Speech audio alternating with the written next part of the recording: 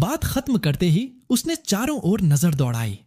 जब उसे शियाओ वान्यू कहीं दिखाई नहीं दी तो वह दरवाजे तक भागी और मजाक उड़ाते हुए जोर से बोली, नूना, अब तो उठ जाओ। क्या तुम सच में कोई सुअर हो? 8 बज चुके हैं, अभी तक सो रही हो। अंदर से तुरंत शियाओ वान्यू की ठंडी आवाज सुनाई दी, आ रही हूं। पहले वह अपनी इस शरारती चचेरी बहन को बहुत पसंद करती थी, लेकिन पिछले कुछ समय से उसे देखते ही उसके मन में झुंझलाहट होने लगी थी। यह देखकर मैंने तय किया कि पहले मैं उसकी कजिन और बाकी लोगों को साथ लेकर निकल जाता हूं, जबकि शिया वान्यू तैयार होकर बाद में आ जाएगी। लेकिन मुझे बिल्कुल भी अंदाजा नहीं था कि वहां पहुंचते ही ऐसा अजीब माहौल देखने को मिलेगा। पूरा घर लोगों से भरा हुआ था। एक फैशनेबल कपड़े पहने नौजवान घुटनों के बल जमीन पर बैठा था। उधर शिया चेंगगोंग गुस्से से आग बबूला होकर एक कुर्सी उठाने ही वाला था, जबकि पीछे खड़े कई लोग उसे कसकर पकड़े हुए थे ताकि वह आगे न बढ़ सके। वह गुस्से में दहाड़ा, धत्त तेरे की, आज कोई भी मुझे मत रोको। आज मैं इस हरामजादे को जिंदा नहीं छोड़ूंगा। उसने सामने घुटनों के बल बैठे युवक की ओर उंगली उठाकर कहा, शू शियाओयांग, तुम्हारी हिम्मत कैसे हुई? जानबूझकर हमारे शिया परिवार के शुभ समारोह में आकर सब कुछ बिगाड़ने चले आए। क्या तुम्हें लगा कि मैं तुम्हें हाथ भी नहीं लगाऊंगा? अगर पहले से पता होता कि तुम इतने घटिया इंसान निकलोगे तो सालों पहले ही तुम्हें समुद्र में फेंककर मछलियों का खाना बना देता। तभी दादाजी ने कड़क आवाज में कहा, बस चुप हो जाओ, समारोह शुरू होने का समय हो गया है। अपना गुस्सा अभी के लिए पी जाओ। मेहमानों के सामने इस तरह गुस्से से भरा चेहरा लेकर मत जाओ। इतना कहकर दादाजी ने शिया चेंगोंग की ओर देखा, फिर धीरे धीरे चलते हुए शू शियाओयांग के पास पहुंचे। उन्होंने उसे उठाने के लिए हाथ बढ़ाया और ठंडी आवाज में बोले, छोटे शू, आज हमारे शिया परिवार के लिए खुशी का दिन है। मैं यहां कोई तमाशा नहीं चाहता। तुम यहां से चले जाओ। वान्यू अब जियांग चांग की पत्नी है। तुम दोनों के बीच अब कोई संभावना नहीं बची। लेकिन शू शियाओयांग ने सिर हिलाते हुए कहा, दादाजी, मुझे माफ कर दीजिए। इन पिछले वर्षों में गलती मेरी थी। अब मैं वान्यू की भरपाई करना चाहता हूं। यह सुनते ही शिया चेंगोंग का गुस्सा फिर फूट पड़ा। वह गरज कर बोला, धत्त तेरे की, भरपाई करेगा? किस बात की भरपाई करेगा? शंघाई में किसी और लड़की ने तुम्हें छोड़ दिया, तभी तुम्हें वान्यू की याद आ गई। अगर अभी यहां से नहीं निकला तो मैं खुद चाकू उठाकर तुम्हारे टुकड़े टुकड़े कर दूंगा। जैसे ही सब लोग शिया चेंगोंग को रोकने में लगे हुए थे, मैं शांत चेहरे के साथ अंदर चला आया। मुझे देखते ही शू शियाओयांग के चेहरे पर तिरस्कार भरी मुस्कान उभर आई।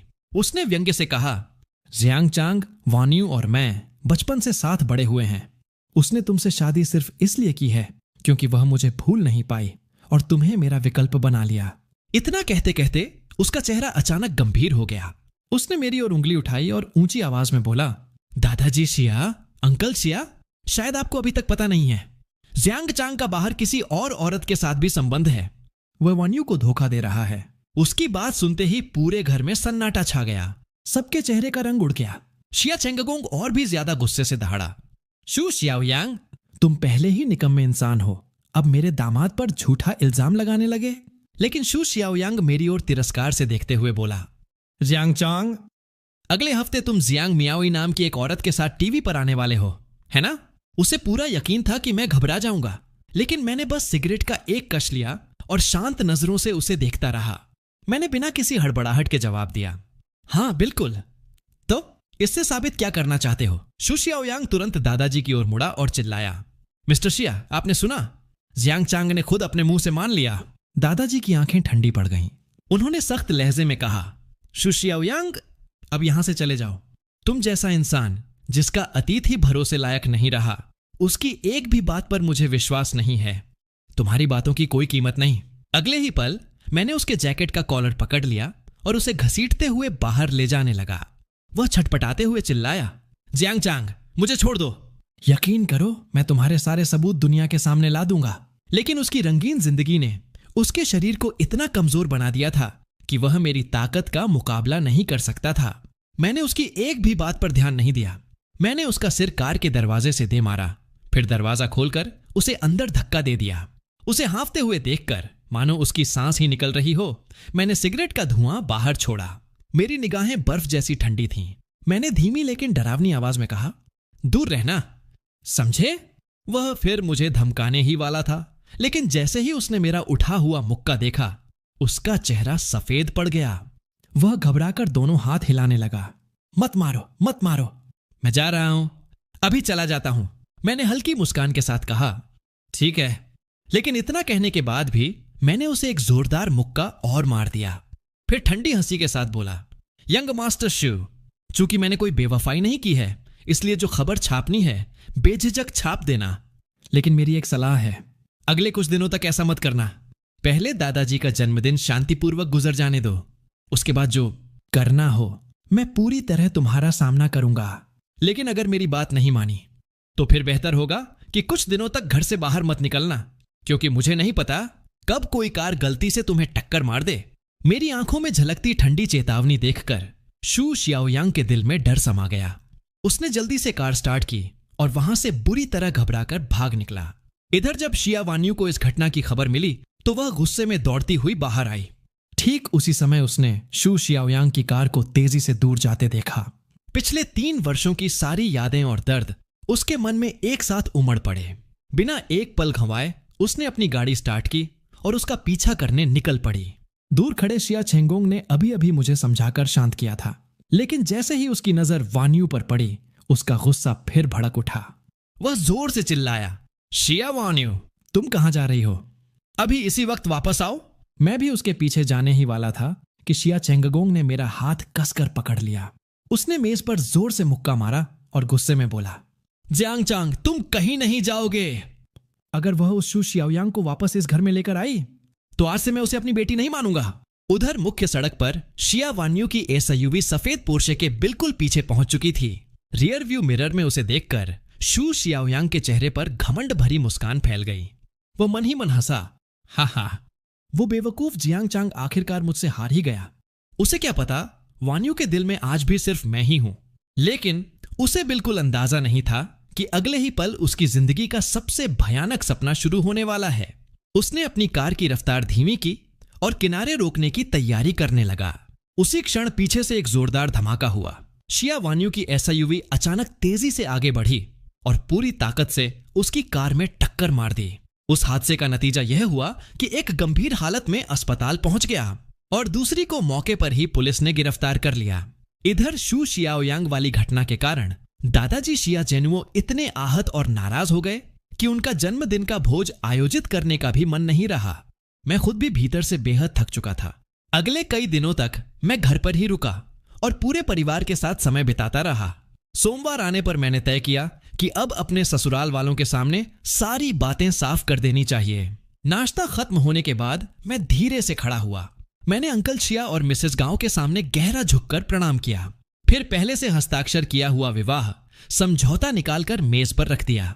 मैंने शांत लेकिन सम्मान से भरी आवाज में कहा, अंकल शिया, मिसेस गांव, इन सभी वर्षों में आपने मेरा जो ख्याल रखा उसके लिए मैं दिल से आपका आभारी हूं। पिछले 3 वर्षों में मैंने आप दोनों को निराश किया है। कृपया वान्यू को किसी भी बात के लिए दोष मत दीजिए, बस उसे वापस घर बुला लीजिए। इसके बाद मैंने रोती हुई गांव यूलान की ओर देखा और सच स्वीकार करते हुए कहा, असल में मैं शुरू से ही एक साधारण इंसान था। मैंने आप सबसे अपनी पहचान छिपाकर आपको धोखे में रखा। शिया चेंगगोंग के चेहरे पर जमी मुस्कान वहीं थम गई। वह मुस्कुराने की कोशिश तो कर रहे थे, लेकिन सिगरेट पकड़े उनका हाथ हल्का सा कांप रहा था। उन्होंने अविश्वास से कहा, जियांग चांग, ये कैसी बेकार की बातें कर रहे हो? तुम किसी और के साथ संबंध कैसे रख सकते हो? मैंने धीरे से सिर हिलाया। यह सच है, कल मैं जियांग मियाओई के साथ उसी शो में दिखाई दूंगा। आप लोग खुद सब देख लीजिएगा, मुझे माफ कर दीजिए। इतना कहकर मैंने आखिरी बार गहरा झुककर प्रणाम किया और सबकी स्तब्ध निगाहों के बीच वहां से बाहर निकल गया। उसी समय शिया चेंगोंग के फोन पर एक संदेश आया। उन्होंने फोन निकाला। वह संदेश मैंने ही भेजा था। उसमें लिखा था, इन वर्षों में मेरी सेवा का कुल मेहनताना 10 मिलियन युआन बनता है। मैं यह पूरी रकम जल्द ही आपके खाते में वापस भेज दूंगा। संदेश पढ़ते ही शिया चेंगगोंग के पैरों तले जमीन खिसक गई और वह वहीं धड़ाम से बैठ गए। गांव यूलान घबरा गईं। आंखें पहले से ही रो रोकर सूज चुकी थीं। गला भर आया था। वह घबराकर बोली, मिस्टर शिया, आपको क्या हुआ? उधर मैं चौड़ी किनारी वाली टोपी पहने उस खूबसूरत लड़की को देख रहा था। मेरे होठों पर अनायास ही एक कड़वी मुस्कान आ गई। मियाओई, आज तुम बिल्कुल अपनी बड़ी बहन जैसी लग रही हो। क्या चाहती हो कि मुझे लगे याओलिंग वापस आ गई है? जियांग मियाओई खिलखिलाकर हंस पड़ी। वह दौड़कर आई और प्यार से मेरा हाथ पकड़ लिया। ओप्पा, शिया परिवार के साथ आपकी बात। मैंने हाथ के इशारे से उसे रोक दिया। वह सब अब बीती बात है। कुछ दिन पहले ही हमारा तलाक हो चुका है। यह सुनकर जियांग मियाओई की आंखों में चिंता उतर आई। क्या आप सचमुच ठीक हैं? आखिर आपने 3 साल तक शिया परिवार की देखभाल की थी। मैंने कंधे उचकाए और स्टेशन के प्रवेश द्वार की ओर चलते हुए कहा, जहां तक शिया वान्यू की बात है, मेरा चले जाना ही सबसे सही फैसला था, क्योंकि उसके दिल में मेरे लिए कभी जगह थी ही नहीं। जियांग मियाओई ने चुपचाप सिर हिलाया और फिर इस विषय पर कुछ नहीं कहा। कार में बैठने के बाद मैं अचानक उसकी ओर मुड़ा। मियाओई, मुझे तुमसे एक मदद चाहिए। वह स्नैक्स खाते खाते रुक गई और उत्सुकता से सिर तिरछा करके बोली, क्या बात है ओप्पा? मैंने कहा, यह अब भी शिया परिवार से जुड़ी है। अगर मैं यूं ही अचानक चला गया तो उन्हें कभी नहीं लगेगा कि गलती मेरी थी। इसलिए आने वाले शो में मैं चाहता हूं कि तुम मेरी गर्लफ्रेंड बनने का नाटक करो। जियांग मियाओई ने अपनी बड़ी बड़ी खूबसूरत आंखें झपकाईं, फिर शरारती मुस्कान के साथ सिर हिला दिया। ओप्पा, मैं यह मुफ्त में नहीं करूंगी। मेरे हैरान चेहरे को देखकर उसने अपनी ओर उंगली की। आखिर मैं लाखों फैंस वाली उभरती हुई स्टार हूं। अगर आप मेरे बॉयफ्रेंड बनने का नाटक करेंगे तो असल में मेरी लोकप्रियता का फायदा उठा रहे होंगे। मैंने हंसते हुए उसके सिर पर हल्की सी चपत लगाई। तो क्या हुआ अगर थोड़ा सा फायदा उठा लूं? इतनी कंजूस कब से हो गई? जियांग मियाओई ने तुरंत अपना हाथ आगे बढ़ा दिया। तो फीस देनी पड़ेगी 100 युआन। मैंने उसकी हथेली पर हल्की सी थपकी दी। लो, पूरे 100 युआन। बिल्कुल बच्ची हो। उसकी हथेली बिल्कुल खाली थी, लेकिन वह फिर भी खुशी से मुस्कुरा उठी। तो मैं बच्ची ही सही, आप मेरे ओप्पा हैं। क्या मुझे थोड़ा सा बच्चा बनने का हक नहीं है? इतना कहकर वह प्यार से मेरा हाथ पकड़कर मुझसे सट गई। यह नजारा देखकर आसपास मौजूद न जाने कितने लड़के ईर्ष्या से दांत पीसने लगे। उधर कुछ दिन पहले शहर के पुलिस स्टेशन में शू परिवार ने शिया वान्यू पर जानबूझकर दुर्घटना करने का आरोप लगाया था। उनका कहना था कि उसने उनके बेटे शू शियाओयांग की कार को टक्कर मारकर उसे गंभीर रूप से घायल कर दिया। उन्होंने शिया परिवार से कोई समझौता करने की कोशिश भी नहीं की। उनका इरादा था कि सामने वाला परिवार घुटनों के बल आकर उनसे माफी मांगे। लेकिन इतनी कोशिशों के बावजूद शिया वान्यू को हिरासत में रखने के बाद भी पुलिस ने केवल उसका बयान सुनते ही उसे तुरंत रिहा कर दिया। उसने बताया, जब मैं उसका पीछा कर रही थी तभी मुझे अपने पुराने एक्सीडेंट का दृश्य याद आ गया। मैं घबरा गई और गलती से एक्सीलेटर पूरा दब गया। मेरा ऐसा करने का कोई इरादा नहीं था। उसी समय पुलिस स्टेशन के बाहर शू शियाओयांग की मां गुस्से से चीख उठी, शिया वान्यू, मैं तुझे ऐसी मौत दूंगी कि सारी जिंदगी याद रखेगी। यह सुनकर शिया वान्यू हल्का सा मुस्कुराई। उसने अपने हाथ में पकड़ा मोबाइल उठाकर दिखाया। अच्छा, मैं इंतजार करूंगी, लेकिन आपकी अभी की सारी बातें मैंने रिकॉर्ड कर ली हैं। अगर भविष्य में मेरे साथ कुछ भी हुआ तो सबसे पहले शक आप लोगों पर ही जाएगा, और अगर अब कोई और काम नहीं है तो मेरी नजरों से दूर हो जाइए। यह देखकर शू परिवार की मुखिया ने तुरंत धमकी दी, हम सारे ठेकेदारों को इकट्ठा करके शिया छेंगगोंग का पूरी तरह बहिष्कार करवा देंगे। लेकिन शिया वान्यू के चेहरे पर जरा भी घबराहट नहीं आई। वह शांत स्वर में बोली, जो करना है कर लीजिए, लेकिन उसके बाद पूरे देश को आपके निर्माण घोटालों के बारे में भी पता चल जाएगा। जब पूरे प्रांत की जांच समिति आपके पीछे पड़ेगी तब मुझे निर्दयी मत कहिएगा। इतना कहकर उसने उन्हें ठंडी नजर से देखा, रास्ते से हटाया और गेट पर खड़ी काली बेंटली में जाकर बैठ गई। यह सब देखकर शू दंपति गुस्से से जलते रह गए। वे कुछ भी नहीं कर सके, क्योंकि अगर शिया वान्यू इतनी निडर होकर यह कह रही थी तो उसके पास जरूर पक्के सबूत होंगे। कार में बैठते ही शिया वान्यू ने अपने सहायक से सीधे एजेंसी चलने को कहा। आखिर उसने अभी तक तलाक के कागजों पर सहमति भी नहीं दी थी, और उधर वह बदमाश जियांग चांग खुलेआम किसी दूसरी औरत के साथ घूम रहा था। लेकिन किसे पता था, सहायक उसे और भी बुरी खबर देने वाला था। प्रेसिडेंट शिया, प्रोडक्शन टीम ने जियांग चांग के रहने की पूरी व्यवस्था कर दी है। वे होटल में भी चेक इन कर चुके हैं और आज से आउटडोर शूटिंग भी शुरू हो चुकी है। इतना कहकर उसने टैबलेट आगे बढ़ा दिया। उस पर वही कार्यक्रम लाइव चल रहा था जिसमें मैं हिस्सा ले रहा था। स्क्रीन पर ठीक उसी समय मैं और जियांग मियाओई हाथों में हाथ डाले कार से उतर रहे थे। सफेद ड्रेस और स्ट्रॉ हैट पहने वह किसी परी जैसी लग रही थी, और मैं साधारण शर्ट पहने एक सादा सा युवक। लाइव चैट में लगातार टिप्पणियां आ रही थीं। अरे वाह, दोनों की वाइब्स तो बिल्कुल उल्टी हैं। लग रहा है जैसे ब्यूटी एंड द बीस्ट साथ घूम रहे हों। हे भगवान, मेरी देवी उस आदमी का हाथ क्यों पकड़े हुए है? अभी छोड़ो उसका हाथ, अभी के अभी। दोनों को इतना करीब देखकर शिया वान्यू गुस्से से फोन तोड़ देने की हालत में पहुंच गई। उसने दांत भींचकर पूछा, इस शो में सेलिब्रिटी ऑब्जर्वर की जगह अभी भी खाली है ना? मैनेजर डरते डरते बोला। वो सारी सीटें भर चुकी हैं। शिया वान्यू की आवाज अचानक तेज हो गई। क्या कहा? मैनेजर का दिल जैसे गले में आ गया। वह घबरा कर बोला, है एक जगह। प्रेसिडेंट शिया, बस 1 मिनट दीजिए, मैं अभी फोन करता हूं। करीब 10 मिनट बाद जब सारी व्यवस्था हो गई, शिया वान्यू लगातार लाइव प्रसारण देखती रही। फिर स्क्रीन पर मेरा परिचय दिखाया गया। बीजिंग के सेंट्रल कंजर्वेटरी ऑफ म्यूजिक से स्नातक। इतना पढ़ते ही शिया वान्यू पूरी तरह टूट गई, क्योंकि मैं हमेशा उससे कहता आया था कि मैंने भी उसी की तरह सेंट्रल एकेडमी ऑफ ड्रामा से पढ़ाई की है। उसकी आंखों से आंसू बह निकले। वह दांत भींचकर बुदबुदाई, झूठे, धोखेबाज। इसके बाद जब जियांग मियाओई का परिचय सामने आया तो उसने ठंडी हंसी हंसी। इतने सालों तक उसने मुझसे झूठ बोला, अब अगर किसी फोटो के पीछे जानबूझकर एक अक्षर गलत लिख भी दिया है तो उसमें अजीब क्या है? ऊपर से यह लड़की उस तस्वीर वाली लड़की से हूबहू मिलती है, यहां तक कि उसके कपड़े पहनने का अंदाज भी बिल्कुल वही है। यही वही लड़की होगी। उसी समय मैं और जियांग मियाओई शूटिंग लोकेशन पर पहुंच चुके थे। हमारे अलावा वहां 2 और युवा जोड़े मौजूद थे। सभी नए कलाकार थे और बेहद आकर्षक दिखते थे। सबको एक दूसरे से घुलने मिलने के लिए प्रोडक्शन टीम ने कुछ छोटे छोटे खेल तैयार किए, जैसे रेड लाइट, ग्रीन लाइट और डम्ब श्राड्स। नियम यह था कि लड़की इशारों से 4 अक्षरों वाले मुहावरे या कहावत समझाएगी। अगर लड़का सही जवाब दे देगा तो वे अगला चरण पार करके सामने रखे कैश बॉक्स तक पहुंच जाएंगे और इस दौरान जीती गई रकम आगे की यात्रा की शुरुआती पूंजी बनेगी। नियम सुनते ही जियांग मियाओई की आंखें चमक उठीं। उसने मेरी ओर आंख मारते हुए ऐसा आत्मविश्वास दिखाया मानो जीत पहले ही तय हो। स्क्रीन के पीछे बैठी शिया वान्यू यह सब देखकर गुस्से से फटने वाली थी, लेकिन उसके बाद जो हुआ उसने उसे पूरी तरह पागल कर दिया।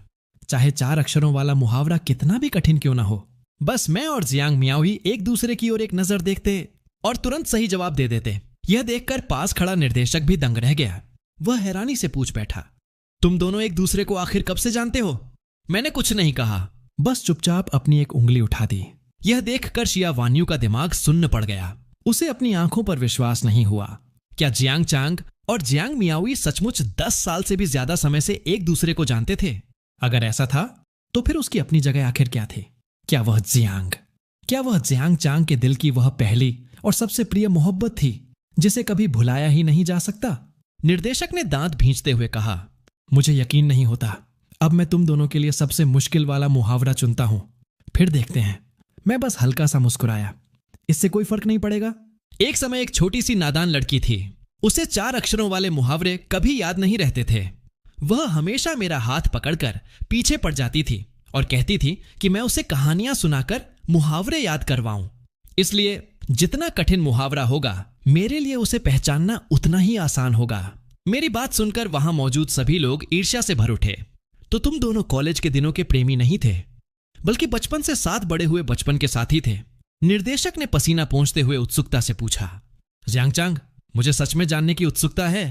आखिर तुम दोनों की पहली मुलाकात कब हुई थी?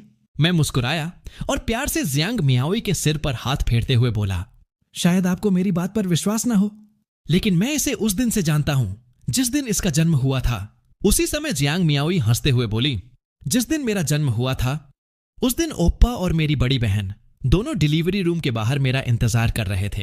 यह सुनते ही सब लोग स्तब्ध रह गए। हे भगवान, हम तो समझ रहे थे कि ये सिर्फ बचपन के दोस्त हैं, लेकिन यह तो उसके जन्म के दिन से ही उसकी जिंदगी का हिस्सा रहा है। लगता है तभी से इसने अपना दिल उसी पर हार दिया था। इसके बाद कार्यक्रम की टीम ने हमें थोड़ा समय तैयारी के लिए दिया।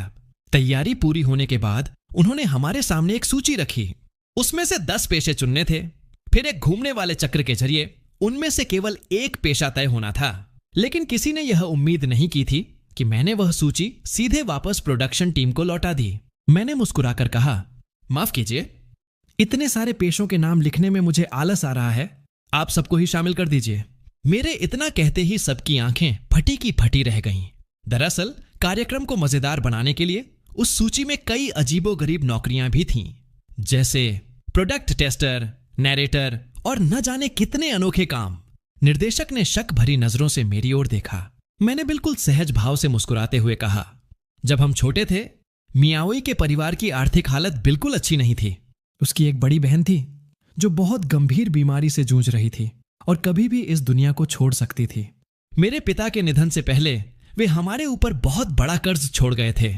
उसे चुकाने के लिए हमने लगभग हर तरह का काम किया है। मेरी बात खत्म होते ही पूरा माहौल शांत हो गया, क्योंकि मेरे चेहरे पर जरा भी शिकायत या दुख नहीं था, सिर्फ एक सुकून और खुलापन दिखाई दे रहा था। लेकिन मेरी बातें सुनकर स्क्रीन के दूसरी ओर बैठी शिया वान्यू का दिल जैसे कसकर मरोड़ दिया गया। उसकी नजरों में मैं हमेशा एक हंसमुख, मजबूत और सक्षम इंसान था। उसने कभी कल्पना भी नहीं की थी कि मैंने इतनी कठिन जिंदगी जी है। फिर भी उसके मन में एक ही बात बार बार उठ रही थी, उसने मुझसे झूठ क्यों बोला? मैं फिर हल्का सा मुस्कुराया। मैं यह सब अपनी बेचारगी दिखाने के लिए नहीं कह रहा। मैं सिर्फ यह साबित करना चाहता हूं कि हम सचमुच हर तरह का काम कर सकते हैं। इतना कहकर मैंने और मियाओई ने एक दूसरे की ओर देखा। दोनों के चेहरों पर एक दूसरे को समझ लेने वाली मुस्कान उभर आई। उसी पल दर्शकों को समझ में आने लगा कि दोनों के बीच इतनी गहरी समझ आखिर आई कहां से। निर्देशक मुस्कुराकर बोला, तुम दोनों की कहानी सचमुच दिल छू लेने वाली है, लेकिन शो तो आगे बढ़ाना ही होगा। उसने घोषणा की कि सभी के पेशों का चयन रात 8 बजे होने वाले ड्रॉ में किया जाएगा। कार्यक्रम का अगला हिस्सा था टैलेंट परफॉर्मेंस। लेकिन शायद निर्देशक ने भी नहीं सोचा था कि यही प्रस्तुति पूरे कार्यक्रम का सबसे यादगार पल बन जाएगी। बाकी दोनों जोड़ों ने अपनी अपनी डांस प्रस्तुति पूरी की। उसके बाद मैं कार्यक्रम द्वारा रखे गए पियानो के सामने जाकर बैठ गया, जबकि जियांग मियाओई एक ऊंचे स्टूल पर बैठकर गिटार थामे हुई थी। मैंने सिर्फ इतना कहा, हमारा गीत है मान शान मान। फिर पूरा मंच शांत हो गया। सभी लोग धैर्य से इंतजार करने लगे। स्क्रीन के दूसरी ओर बैठी शिया वान्यू की नजरें भी टिकी हुई थीं। अचानक पहला सुर गूंजा। सिर्फ शुरुआती धुन सुनते ही सभी के शरीर में सिहरन दौड़ गई।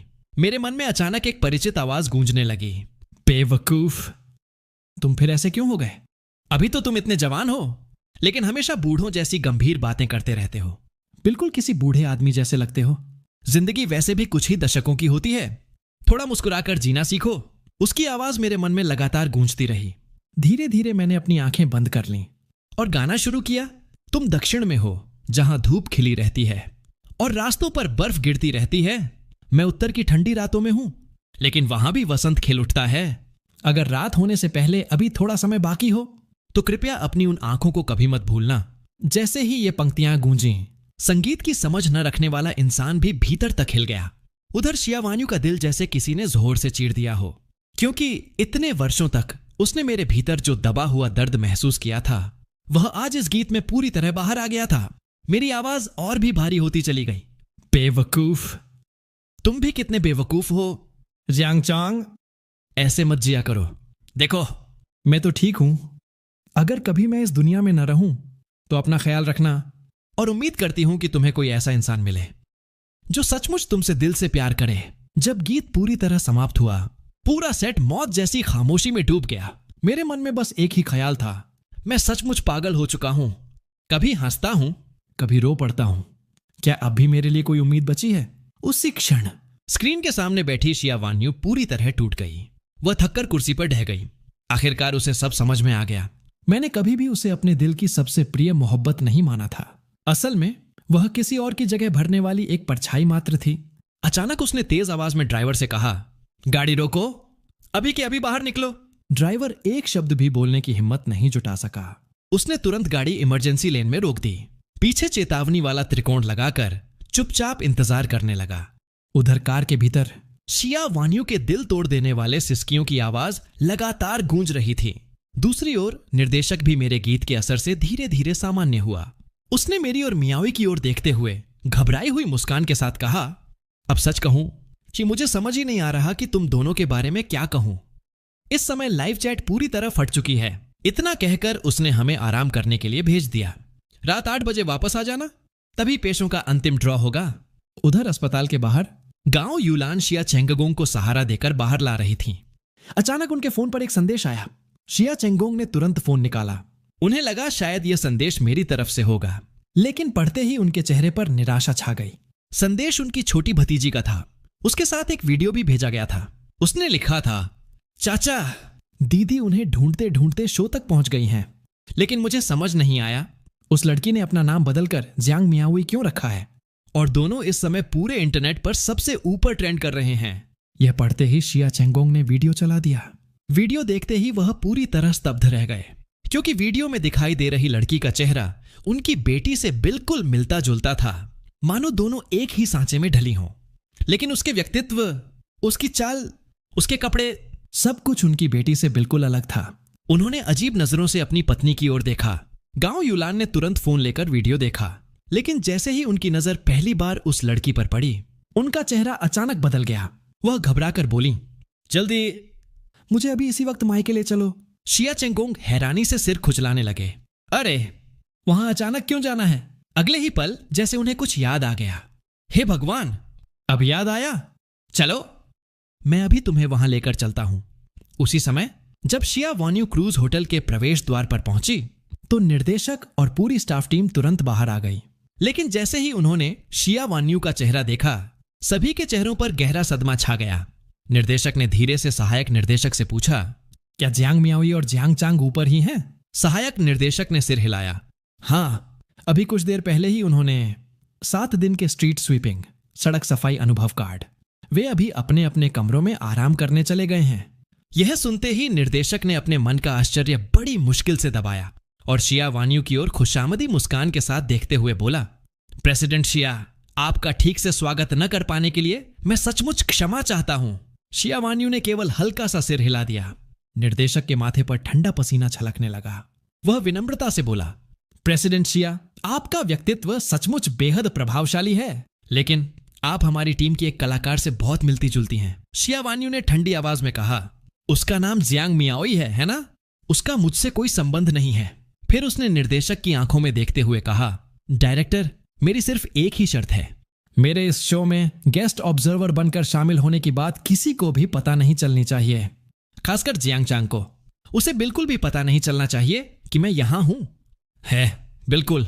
निर्देशक ने तुरंत सिर हिलाया, लेकिन फिर हिम्मत जुटाकर पूछ बैठा, अगर बुरा ना माने तो आपकी और जियांग चांग की क्या रिश्तेदारी है? पहले तो शिया वान्यू कुछ नहीं कहना चाहती थी, लेकिन जितना वह सोचती गई उसके मन का दर्द और बढ़ता गया। आखिर उसने दांत भींचकर कहा, वह मेरा पति है। यह सुनते ही वहां मौजूद सभी लोग अवाक रह गए। सबके मन में एक ही सवाल उठा, क्या असली पत्नी अपने पति को रंगे हाथों पकड़ने आई है? लेकिन हालात तो ऐसे लग रहे हैं जैसे वही खुद तीसरी औरत बन गई हो, और जिसे लोग प्रेमिका समझ रहे हैं वह तो खुलेआम सबके सामने घूम रही है। उसके साथ खड़ा सहायक घबराकर बोला, प्रेसिडेंट शिया, अगर यह बात बाहर फैल गई तो आपकी छवि पर बहुत बड़ा असर पड़ेगा। लेकिन शिया वान्यू ने हाथ उठाकर उसे रोक दिया। मैनेजर जेन, आप वापस जाइए। इतना कहकर वह सीधे होटल के भीतर चली गई। यह देखकर मैनेजर जेन ने स्टाफ को कार की चाबियां संभाल कर रखने का निर्देश दिया। अगली सुबह 7-8 बजे निर्देशक ने हम सबको इकट्ठा किया और शुरुआती पूंजी बांटनी शुरू की। पिछले खेल में हमने हर सवाल का सही जवाब दिया था, इसलिए हमें पूरे 2000 युआन मिले। इसके बाद मैंने साझेदार कंपनी से संपर्क किया। काम मिलने के बाद सबसे पहला काम मैंने एक बेडरूम और एक ड्राइंग रूम वाला फ्लैट किराए पर लेना किया। जब हमने दरवाजा खोलकर अंदर कदम रखा तो देखा कि घर में जरूरत का हर सामान पहले से मौजूद था। लेकिन जिसने सबको सबसे ज्यादा चौंका दिया वह यह था कि मेरा और मियाओई का सामान पहले ही ड्राइंग रूम के एक कोने में रखा हुआ था। सबको तुरंत समझ आ गया। निर्देशक फांग ने पहले ही अनुमान लगा लिया था कि हम दोनों 7 कमरा किराए पर लेंगे। मैंने मियाओई की ओर देखा। हम दोनों ने बिना कुछ कहे अपने अपने यूनिफॉर्म पहने और बिल्डिंग की सफाई करने निकल पड़े। दोपहर का समय देखते ही देखते आ गया। अचानक लाउडस्पीकर से आवाज आई, सभी लोग जल्दी से लाइव स्ट्रीम रूम नंबर 1 में आइए। शेफ जियांग अब खाना बनाना शुरू करने वाले हैं। स्क्रीन पर मैं एक हाथ में कलछी और दूसरे हाथ में लोहे की कड़ाही पकड़े तेजी से खाना बनाता दिखाई दे रहा था। मेरी निपुणता देखकर लाइव देखने वाले लोग दंग रह गए। कमेंट्स की बात आ गई, वाह, यह तो किसी 5 स्टार होटल के शेफ जैसा लग रहा है। इतना स्वादिष्ट दिख रहा है कि अभी खाने का मन कर रहा है। दूसरी ओर शिया वान्यू अपने सामने सजे स्वादिष्ट व्यंजनों को देखती रही, लेकिन अचानक उसका खाने का मन ही खत्म हो गया। उसने गुस्से में चॉपस्टिक मेज पर पटक दी। अब मुझे कुछ नहीं खाना, यह सारा खाना उठाकर कूड़ेदान में फेंक दो। इतना कहकर वह मुड़ी और बिना पीछे देखे चली गई। आसपास खड़े कर्मचारी एक शब्द भी बोलने की हिम्मत नहीं कर सके। वे केवल चुपचाप उसे जाते हुए देखते रहे। अपने कमरे में लौटकर शिया वान्यू बिस्तर पर बैठ गई। बड़ी स्क्रीन पर मेरा चेहरा दिखाई दे रहा था। उसे लगा जैसे उसके पूरे शरीर की ताकत खत्म हो गई हो। उसी समय उसकी सबसे अच्छी दोस्त शियाओ मंग का फोन आया। वान्यू, मैंने कभी सोचा भी नहीं था कि जियांग चांग ऐसा इंसान निकलेगा। उसने पूरे 3 साल तक तुम्हारी देखभाल की और जैसे ही तुम ठीक हुई वह किसी दूसरी औरत के साथ चला गया। सबसे अजीब बात तो यह है कि जिस लड़की के साथ वह है वह बिल्कुल तुम्हारी तरह दिखती है। आखिर इसका मतलब क्या है? क्या वह जानबूझकर तुम्हें उकसा रहा है? शिया वान्यू ने थकी हुई सांस छोड़ी। छोड़ो मंगमंग, आखिर उसने ही मुझे ठीक किया था और अब मैं समझ चुकी हूं।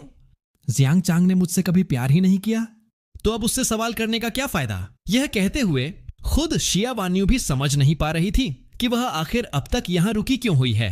फोन के दूसरी तरफ शियाओ मंग ने उसकी टूटी हुई आवाज सुनी और चिंता से पूछा, वान्यू, क्या मैं तुम्हारे पास आ जाऊं? तुम अभी कहां हो? शिया वान्यू ने होटल के कमरे में चारों ओर नजर दौड़ाई। पहले तो वह पता बताना नहीं चाहती थी, लेकिन अगले ही पल उसे सचमुच किसी अपने के सहारे की जरूरत महसूस हुई। उसने धीरे से अपना पता बता दिया। मैं जिंगलिंग में हूं। यह सुनते ही शियाओ मंग ने मन ही मन हिसाब लगाया। जियांग चांग के शो का मुख्यालय भी तो जिंगलिंग में ही है। कुछ पल की खामोशी के बाद उसे सब समझ में आ गया। वह गुस्से से बोली, तुम उसे ढूंढने गई हो, है ना? दूसरी तरफ से कोई जवाब नहीं आया, बस वही खामोशी। शियाओ मंग ने तुरंत सब समझ लिया। वह गुस्से से बोली, मैं अभी की अभी फ्लाइट लेकर तुम्हारे पास आ रही हूं। अगर कुछ बातें तुम उससे नहीं कह सकती तो मैं कहूंगी।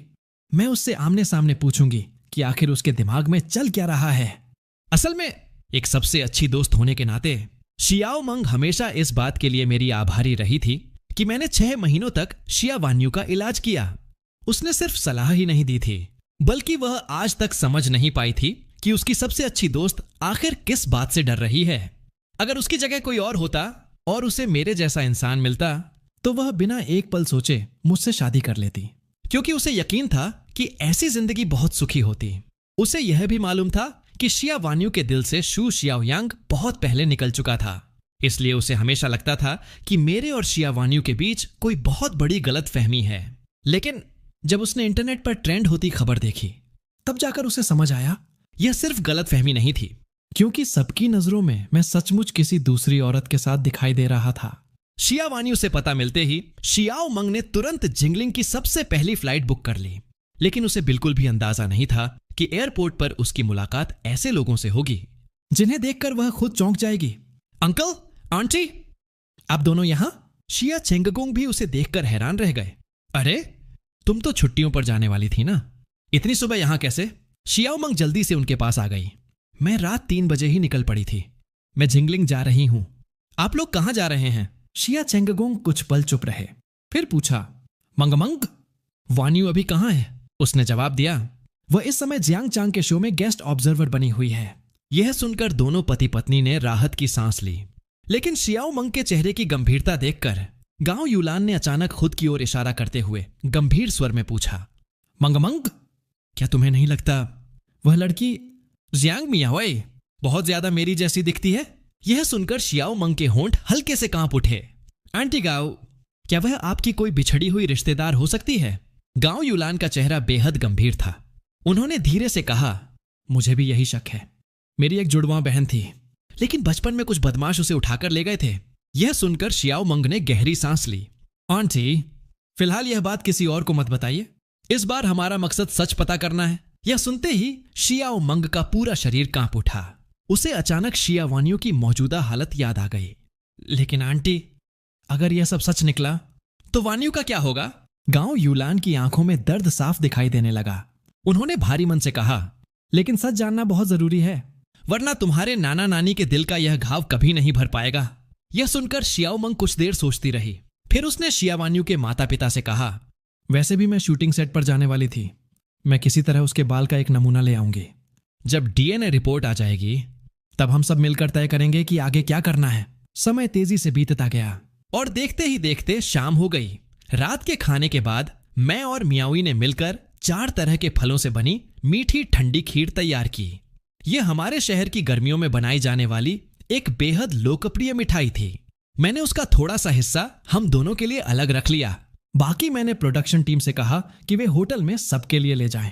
लेकिन मैंने कभी नहीं सोचा था कि जैसे ही वह मीठा सूप होटल पहुंचा, बाल थोड़े बिखरे हुए शिया वान्यू सीधे निर्देशक फांग के सामने आ खड़ी हुई। उसने बिना कुछ कहे 1000 युआन मेज पर पटक दिए और वह बड़ा बर्तन खुद उठाकर ऊपर अपने कमरे में ले गई। पूरी प्रोडक्शन टीम अवाक रह गई। उधर शिया वान्यू कमरे में पहुंचकर अकेली सोफे पर बैठ गई और चुपचाप वही मीठा सूप खाने लगी। वह इस शो के जरिए हर पल जियांग चांग पर नजर रखना चाहती थी। लेकिन तभी लाइव स्ट्रीम समाप्त हो गई। शिया वान्यू गुस्से से लगभग पागल हो उठी। लाइव बंद हो गई तो क्या अब जियांग चांग और जियांग मियाओई जो चाहें वही करेंगे? नहीं, मैं ऐसा कभी नहीं होने दूंगी। लेकिन अगले ही पल उसका सारा साहस टूट गया। वह बिस्तर पर घुटनों को सीने से लगाकर सिकुड़ कर बैठ गई। उसने मन ही मन सोचा, अगर मैं अभी उनके पास भी चली जाऊं तो किस हैसियत से उनका सामना करूं? कुछ देर बाद शियाओ मंग भी होटल पहुंच गई। अपनी दोस्त के बार बार पूछने पर शिया वान्यू ने उसे जियांग मियाओई की तस्वीर दिखाई। तस्वीर देखते ही शियाओ मंग के चेहरे पर गहरा सदमा छा गया। वह अविश्वास से बोली, तो इसका मतलब जियांग चांग के दिल में कभी तुम थी ही नहीं। हालांकि शिया वान्यू ने कुछ नहीं कहा, लेकिन उसके उदास चेहरे ने ही इस सवाल का जवाब दे दिया। शियाओ मंग इतनी गुस्से में आ गई कि उसने लगभग वह तस्वीर फाड़ ही दी। अब मुझे सब समझ में आ गया।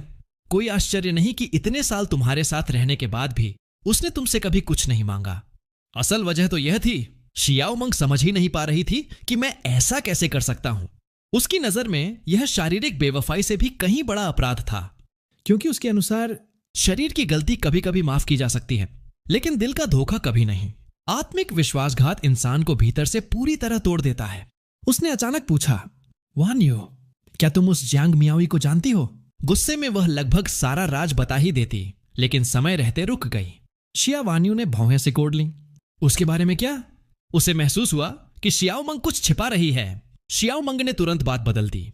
वान्यू, अगर तुम्हारे लिए वहां जाना ठीक नहीं है तो इस बार मैं उस कमीने से खुद बात करूंगी। पिछली बार मैं शू शियाओयांग को तुम्हें चोट पहुंचाने से नहीं रोक सकी थी, लेकिन इस बार मैं इतिहास दोबारा नहीं दोहराने दूंगी। इतना कहकर उसके चेहरे पर कठोरता आ गई और वह तुरंत वहां से निकल गई। रात शांति से बीत गई। अगली सुबह सूरज निकलने से पहले ही मैं उठ गया। मैंने मियाओई को भी जगा दिया और दोनों मिलकर नाश्ता बनाने लगे। करीब 10 मिनट बाद मियाओई मुस्कुराते हुए पीछे से आई और मेरे कंधे पर हल्की सी थपकी दी। जीजा जी, जरा मेरी तरफ देखिए। मैंने जैसे ही पलट कर देखा, वह रूमाल लिए पंजों के बल खड़ी थी और बड़े प्यार से मेरे चेहरे पर लगी धूल और आंखों के किनारे जमी नींद साफ करने लगी। वह मुस्कुराकर बोली, आप लोग कभी भी ठीक से अपना ध्यान नहीं रखते। मुंह धोना भी बस जैसे तैसे निपटा देते हैं। देखिए, आंखों के कोने में अभी भी नींद लगी हुई है। उसे देखते ही मुझे लगा जैसे समय कई साल पीछे लौट गया हो। जब जियांग याओलिंग अभी भी मेरे साथ थी, वह भी बिल्कुल ऐसी ही थी। हमेशा हंसमुख, हमेशा कोमल, मेरे मुंह से अनजाने में निकल पड़ा, याओलिंग। मैं कुछ क्षणों के लिए खो गया।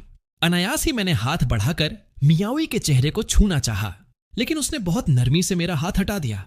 धीरे से बोली, जीजा जी, मैं मियाओई हूं। मैं झेंप गया और तुरंत हाथ पीछे खींच लिया। माफ करना। मुझे फिर तुम्हारी बहन की याद आ गई। मियाओई के चेहरे की मुस्कान एक पल को गायब हो गई, लेकिन उसके दिल की कसक सिर्फ वही समझ सकती थी। उसने हल्की मुस्कान लाकर कहा, कोई बात नहीं जीजा जी, नाश्ता करने के बाद मैं थोड़ा मेकअप कर लूंगी, फिर आज की सड़क सफाई का काम शुरू करेंगे। लेकिन मुझे बिल्कुल भी अंदाजा नहीं था कि जिस शियाओ मंग से मेरी बहुत समय से मुलाकात नहीं हुई थी, वह हमारी गैर मौजूदगी का फायदा उठाकर चुपके से कमरे में घुस जाएगी और जियांग मियाओई के कुछ बाल लेकर डीएनए जांच के लिए भेज देगी। दोपहर तक शिया चेंगगों का फोन आ गया। उन्होंने बताया, रिपोर्ट बिल्कुल वैसी ही आई है जैसा हमने सोचा था और हमें मियाओई की मां का पता भी मिल गया है। हम तुरंत वहां जा रहे हैं, बाकी तुम अपनी समझ से संभाल लेना।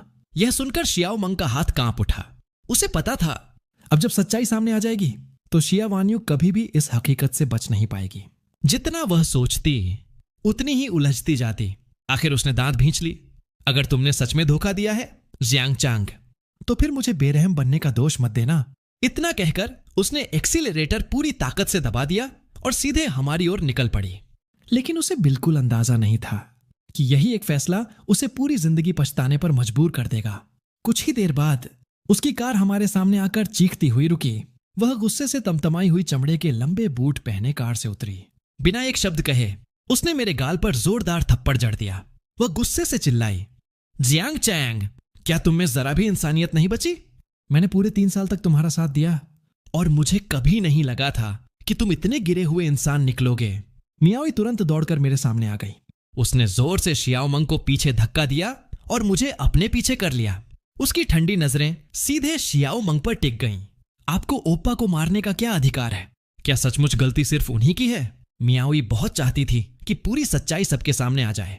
आखिर मैंने अपनी पूरी जिंदगी शिया वान्यू और शिया परिवार की रक्षा में लगा दी थी, और बदले में मुझे गलत समझा गया और किसी बेकार इंसान की तरह ठुकरा दिया गया।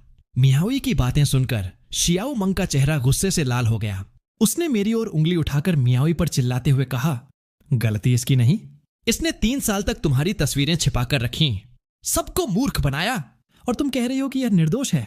मियाओई ने बिना डरे जवाब दिया, तो पहले यह बताइए, उस तस्वीर के पीछे आखिर किसका नाम लिखा था? इतना ऊंचा बोलने से पहले यह तो देख लीजिए। शियाओ मंग तिरस्कार से हंसने ही वाली थी, लेकिन अगले ही पल उसका चेहरा जम गया।